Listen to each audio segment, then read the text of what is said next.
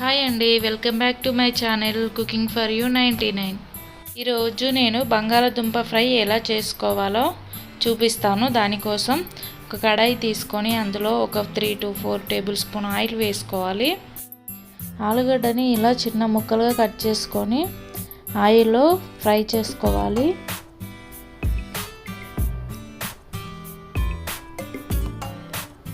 ఇలా ముందుగా ఫ్రై చేసుకోవడం వల్ల చాలా క్రిస్పీగా అండ్ టేస్టీగా కూడా ఉంటుంది. ఇలా మంచిగా కలుపుకుంటూ ఫ్రై చేస్తూ ఉండాలండి. కొంచెం ఎక్కువ టైమే పడుతుంది కానీ చాలా టేస్టీగా ఉంటుంది. చూడండి, ఇలా చూస్తున్న విధంగా కలియబెడుతూ ఉండాలి.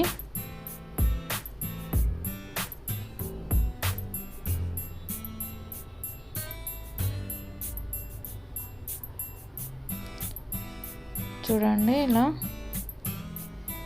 ముక్క మంచిగా ఫ్రై అయ్యేంత వరకు ఇలా ఫ్రై చేస్తూ ఉండాలి.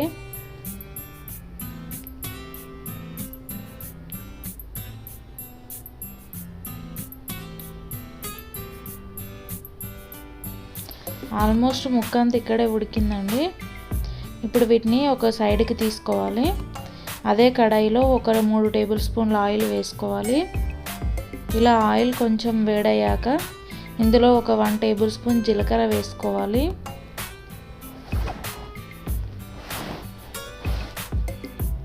ఇందులోనే ఒక 1/2 టేబుల్ స్పూన్ వరకు ఆవాలు వేసుకోవాలి. ఇందులో 1 లేదా 2 ఎండుమిర్చి ఇలా చిన్నగా కట్ చేసుకొని వేసుకోవాలి. ఇలా పోపు అంతా కొంచెం ఫ్రై అయినాక ఇప్పుడు ఇందులో చిన్నగా కట్ చేసి పెట్టుకున్న ఒక ఆనియన్ వేసుకోవాలి.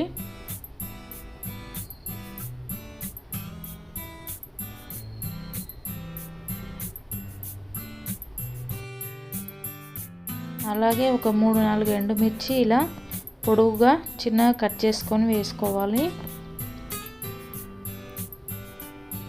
ఇలా ఇవి కొంచెం ఫ్రై చేసుకోవాలండి.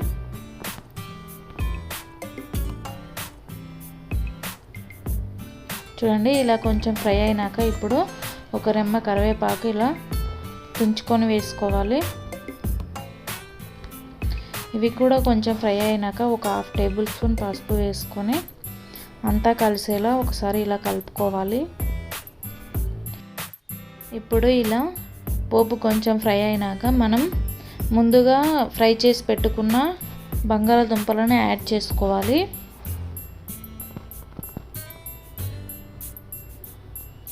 చూడండి, ఇలా అంతా వేసుకున్న తర్వాత ఒకసారి అంతా కలిసేలా కలుపుకోవాలి.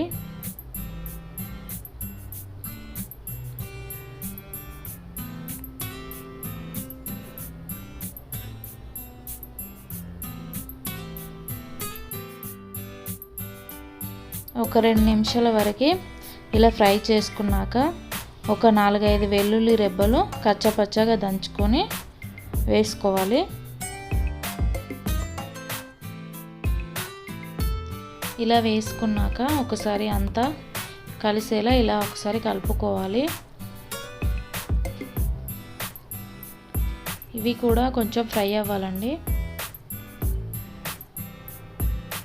ఇలా మరో 2 నిమిషాలు ఫ్రై అయిన తర్వాత మీ టేస్ట్కి సరిపడా సాల్ట్ వేసుకోవాలి.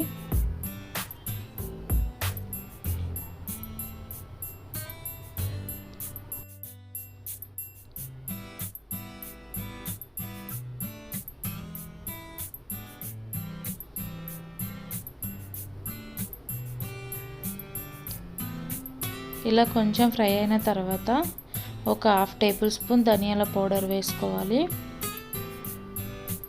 అలాగే ఒక 1/4 టేబుల్ స్పూన్ జీలకర్ర పౌడర్ వేసుకోవాలి.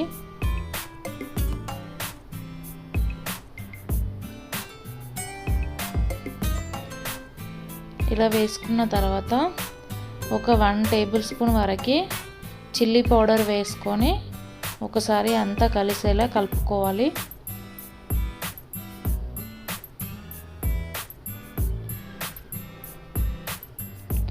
చూడండి, ఇలా మసాలాలు వేసుకున్న తర్వాత ఒక 2 నిమిషాలు ఫ్రై చేసుకోవాలి. ఇలా అడగంటకుండా కలుపుతూ ఉండాలి. చూడండి, ఇలా ఫ్రై అయిన తర్వాత లాస్ట్లో కొంచెం కొత్తిమీర చిన్నగా కట్ చేసుకొని వేసుకోండి. అలాగే స్ప్రింగ్ ఆనియన్స్ ఉంటే వేసుకోండి, లేకపోతే స్కిప్ చేసేయండి.